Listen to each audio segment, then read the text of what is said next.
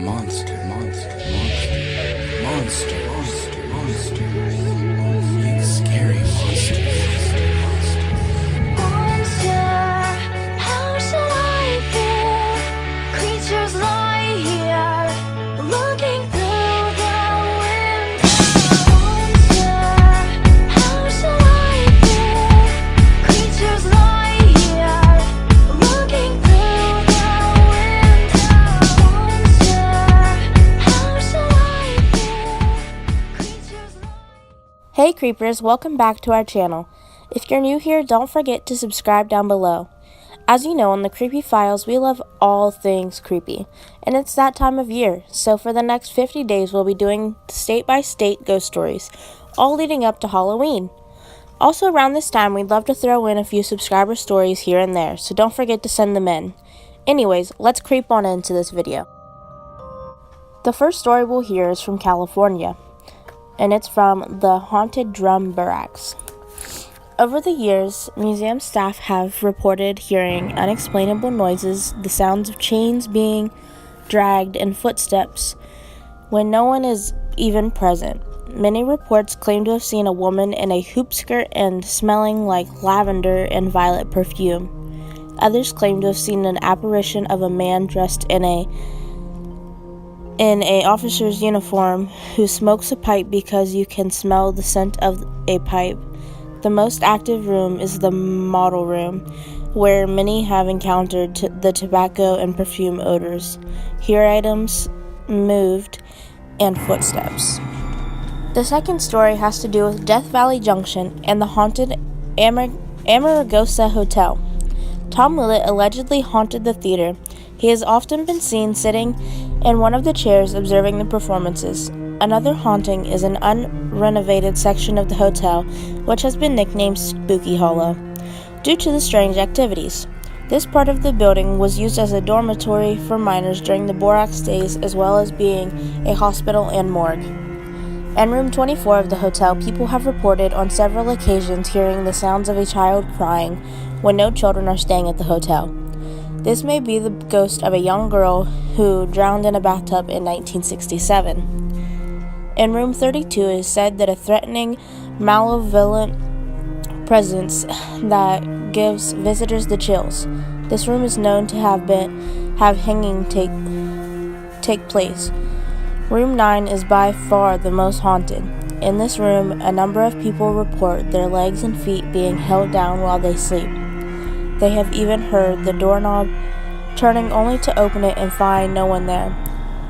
Children running and giggling down the hallway has also been heard. Even the dining room has activity. In the dining room, voices are often heard.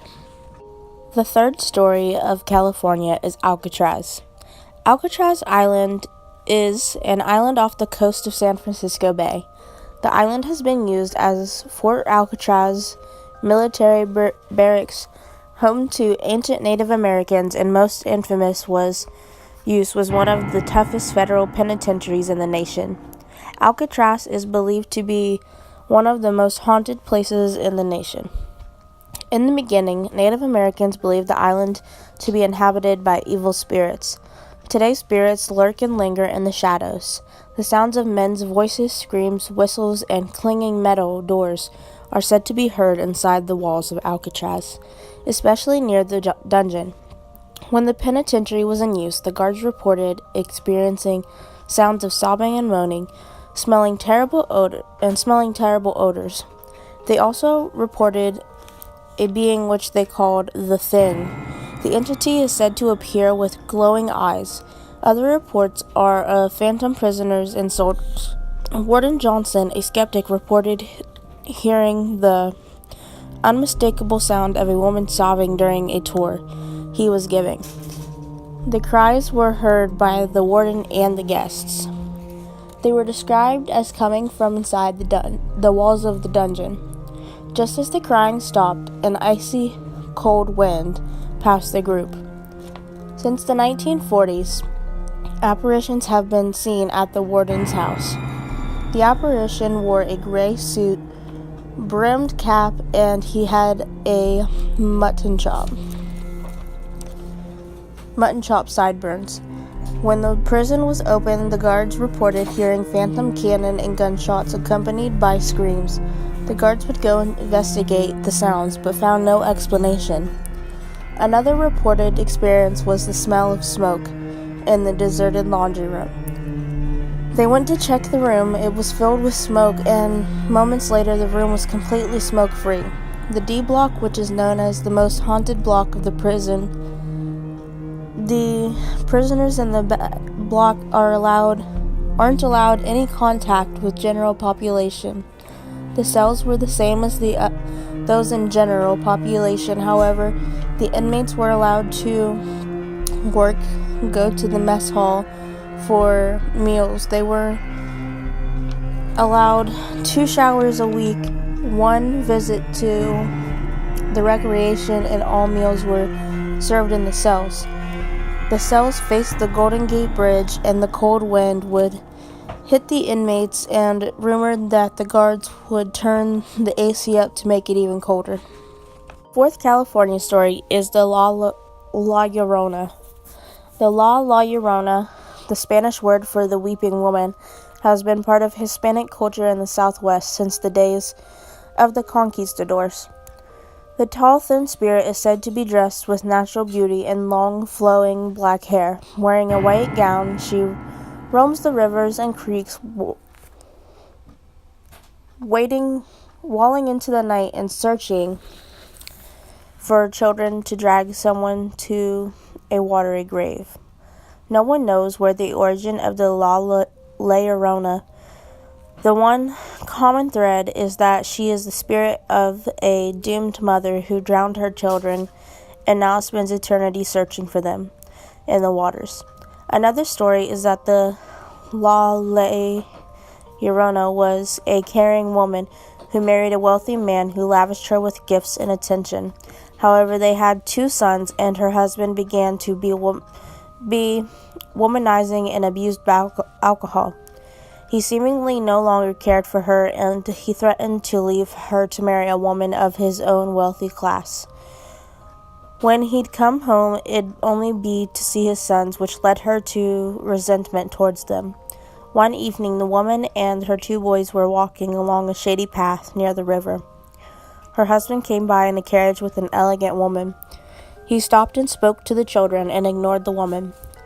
This threw her into a rage. She threw them into the river. As they disappeared down the stream, she then realized what she had done and ran down the bank to save them. But she was too late. She ran around the streets, screaming and wailing. She mourned day and night, walking along the river. She stopped eating and eventually died along the riverbank. Last story for California is Suicide Bridge. Constructed in 1913, the bridge would become a sinister place. The first suicide occurred in 1919 and was followed by a number more. But the first tragedy was before construction was even finished. Allegedly, one of the bridge workers toppled over the side and plunged headfirst into a batch of wet concrete. His co-workers assumed he could not be saved and left him in the quick-drying cement. One of the more notable suicides was when a despondent mother threw her baby over the railing in May of 1937. She then followed her into the depths of the canyon below. Though the mother died, her child miraculously survived. By the 1980s, the bridge was nearly nothing, and after the 1989 earthquake near Oakland, the bridge was closed. In 1993, the bridge was rebuilt and reopened. According to tales, spirits wander across the bridge, and cries can be heard from the canyon below. One report tells of a man wearing wire-rimmed glasses, and others seeing a woman in a long robe who stands on the edge, and just before she vanishes, she throws herself off the bridge. The bridge was the center of tragic news again in 2015 when Sam Saprong took his life by jumping off the bridge. Second state we're going to discuss is Colorado. The first story from Colorado was the Brown Palace Hotel. Opened in 1892 by Henry Cordes Brown, the hotel was never closed, not even through the several renovations throughout the years. Brown left his Ohio home in 1860, planning to become rich in California. But as they passed through Denver, his wife liked it so much it became their home. The Browns' soon homes leaded 160 acres on what would later be known as Capitol Hill. Brown developed the acreage into the most influential neighborhood in the city, where the wealthy began to build potential brownstone mansions up and down Grant and Sherman Streets. Henry made a fortune from this real estate development. However, the economic panic of 1877 nearly destroyed him. He was forced to sell his palatial estate to Horace Tabor for $50,000. But Brown soon recovered his fortune and by 1880 was worth nearly $5 million, making him one of the richest men in Colorado. When the Windsor Hotel would not let him enter because he was in cowboy attire, he decided to build his own hotel. At a cost of $1.6 million, the hotel was built in the Italian Renaissance style. One legend was that of a Denver socialite who stayed in room 904 between 1940 and 1950. Later, when the hotel started giving tours, the story of her life and heartbreak over a lost love were told to the visitors. Strangely, the switchboard started to receive calls from room 904, which was impossible at the time because the room was undergoing renovations and had no furnishings, including the phone. After the story was removed from the tour, the calls from room 904 stopped. The hotel's main dining room is also said to be haunted as well. One night after an employee heard strange sounds coming from the room, he walked in to find a formally dressed string quartet practicing their music. When he told them they weren't supposed to be there, they responded, "Don't worry about us, we live here." Another employee encountered the apparition of a man dressed in an old-fashioned train conductor's uniform, appearing for just a moment and then disappearing through a wall. Other reports are of a waiter who was seen in the service elevator, cheerful children who are known to gallop in the hallways, and a baby's cries are often heard in the boiler room. The second Colorado story is from the Stanley Hotel. The Stanley Hotel has hosted many famous guests such as Theodore Roosevelt and Stephen King. King's experience inspired the book The Shining. One of the most notable sightings is of F.O. Stanley himself, who is most often seen in the lobby and the billiard room. Bartenders at the hotel have also reported seeing Stanley strolling through the bar and disappearing in the kitchen. Flora Stanley is also sighted. She's often seen and heard playing the piano in the ballroom. There are several rooms that are haunted, one being room 407. This room is said to be occupied by Lord Dunraven, the man who owned the land prior to Stanley. He is seen standing in the corner of the room near the bathroom. One witness reported the light in that corner kept turning on and off. While the light was off, they told the ghost they knew he was there and they would be staying 2 nights and asked that he turn the light off. The light then turned back on. However, later when the lights were turned off, the light was turned on and noises could be heard from the nearby elevator. At other times, a ghostly face can be seen looking out the window of room 407 when the room is not even booked. Room 418 gets the most reports of haunting activity, apparently from children's spirits.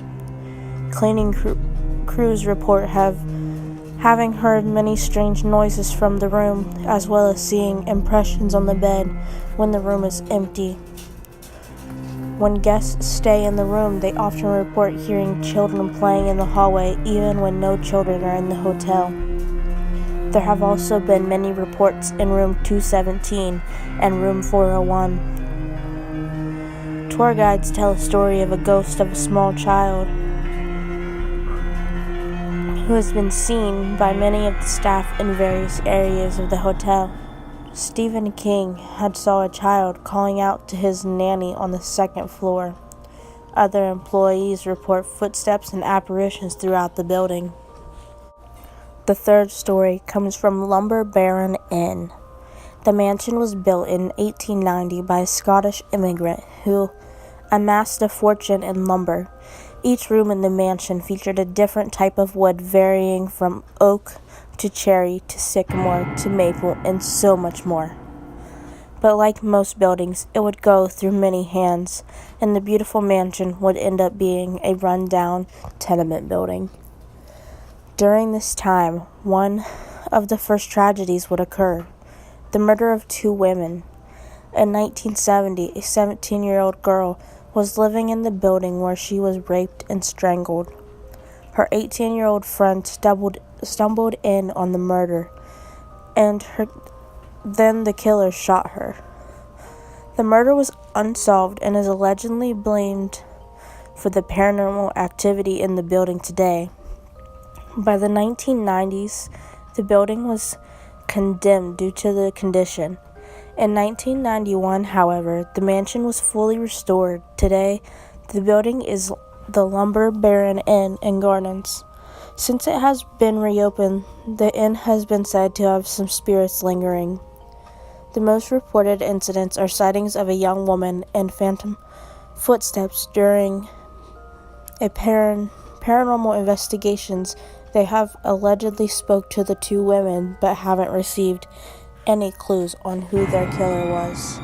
The fourth story is Cheesman Park. The park's history began in 1858 when the General William Larimer jumped to the claim on St. Charles Town Company and established his own town called Denver. In 1858, Larimer set aside 320 acres for a cemetery, which is now Cheesman and Congress Park. Larimer called it Mount Prospect Cemetery.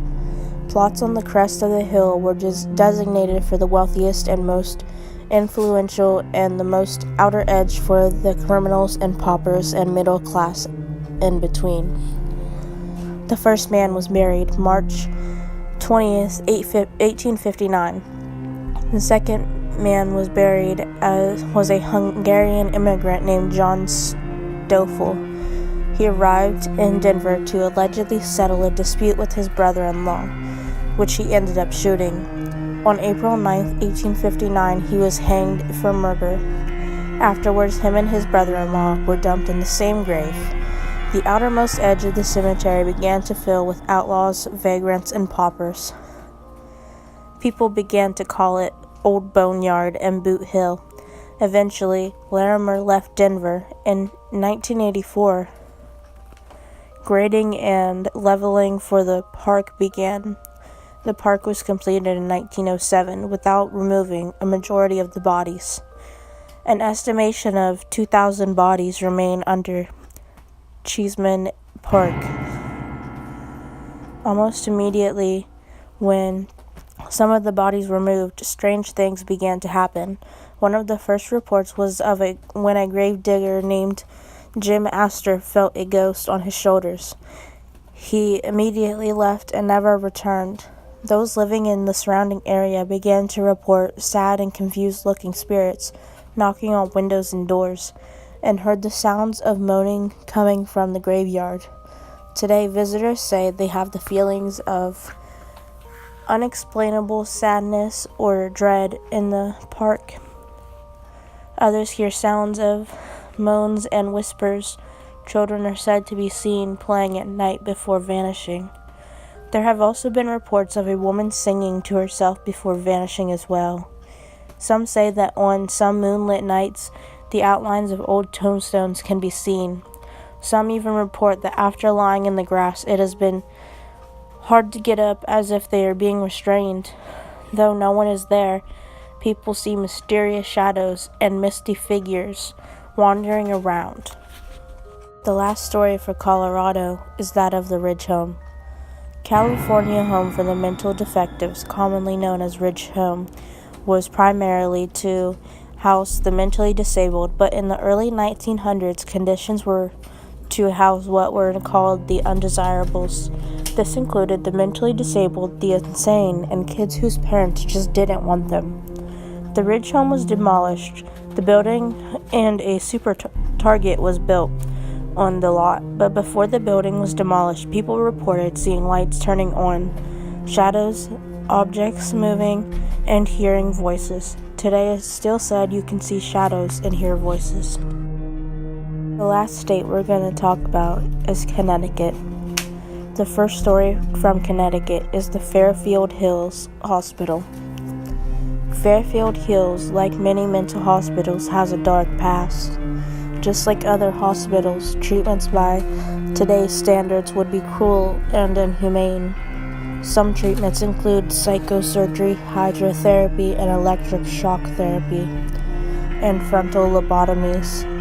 There were several suicides and mysterious deaths on hospital grounds. Disembodied voices have been heard in the hospital. Visitors report hearing screams and moans. They also report seeing people dressed in white. The people and police of the area do not wish that anyone trespass and investigate the building, but some of the adventurous souls trespass to see for themselves. The second story is the Seaside Sanatorium. Built in the 1930s for children with tuberculosis, the sanatorium has been the home for the elderly and mentally impaired. In the 1970s, it became known that patients were mistreated by staff. The building was closed in 1996 and will remain closed permanently. The plan is to demolish the building and replace it with condos. Paranormal researchers have seen orbs in pictures and caught EVPs or electronic voice phenomenons. The third story comes from Norwich Hospital. Opened in 1904, the building housed people with mental illness and people found guilty of crimes due to insanity, but later would treat everything from tuberculosis to the geriatric. When opened, the hospital only had 95 patients, and by 1905, the population had grown to 151. By 1915, there were more than 1,000 patients, and by 1955, there were 3,186 patients. The hospital began to control the population by using extended solitary confinement, physical abuse, sexual abuse, suicides, and murders. By 1994, there were only 649 patients, and those who were left were moved to Connecticut Valley Hospital in 1996. Norwich State was shut down for good. There have been reports of seeing children hearing loud screams and loud scrapings from doors opening. Paranormal investigators have reported hearing disembodied voices, objects moving, and doors slamming by themselves. Ghost hunters have also heard a woman sobbing. Security guards on the grounds report hearing beeping noises in the lobotomy rooms. Also, people report feeling sudden blasts of cold air even on hot and calm summer days. The fourth Colorado story is the New London Ledge Lighthouse. The lighthouse is allegedly haunted by the former lightkeeper, Ernie. The lighthouse has been investigated by many paranormal teams, including TAPS, and was deemed a very active site with moving objects and random noises. During an investigation by the Old School Paranormal, they received multiple EVPs. The last story for today is that of the White Lady at Union Cemetery. Seen, photographed, and videotaped by many witnesses, including Ed Warren, there's a white woman who lingers around the cemetery. Her identity is debated. Some people believe that she is the soul of a woman who murdered her husband in the 1940s. Others think she had been murdered and her body dumped in the sinkhole behind the adjacent Easton Baptist Church. Others yet claim that she died during childbirth and is spending eternity searching for her lost child. The White Lady has been spotted walking among graves and occasionally floating above them, and has allegedly been seen on Route 59 terrorizing unsuspecting motorists. She's described as wearing a long white dress and having dark hair. Well guys, this is all we have for you today. Stay tuned and keep watching. If you want more videos like this, give this video a big thumbs up. If you made it to the end, leave a comment below. As always, thank you for watching guys. Stay creepy. Monster.